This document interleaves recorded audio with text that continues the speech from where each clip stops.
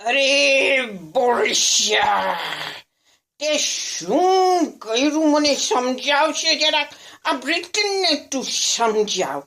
એક તો અમને બધાને બ્રેક્સિટ કરાવ્યું, બ્રિટનને શીટમાં મૂકી દીધું, અને ઉપરથી હવે તું સમજે છે કે તે યુરોપનો નાટો તોડી નાખ્યો તો આ કોરોના ત્યાં યુરોપમાં જ રહેશે, તારી પાસે નહીં આવે. તારી પાસે વિઝા લેવાનો હતો, અરે તે તો વિઝા નતા આપ્યા ને આ તારો કોરોનો નાસ્તો કૂદતો ઇંગ્લિશ ચેનલ ખુલીને આવી ગયો છે. તને ખબર છે ને, બધાના દરવાજા ઉપર હવે ખખડાવે છે.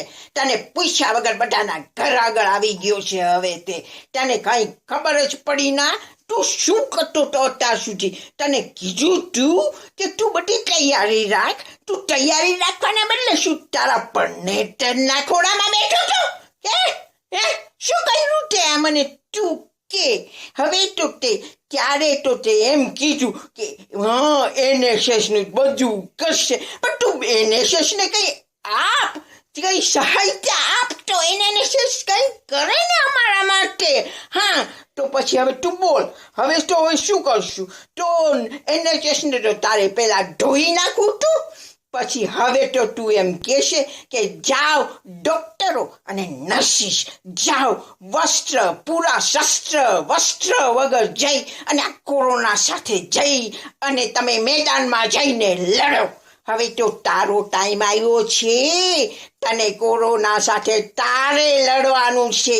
હવે તને ખબર પડી ને કે કેટલી જરૂર છે અમારા NS ને.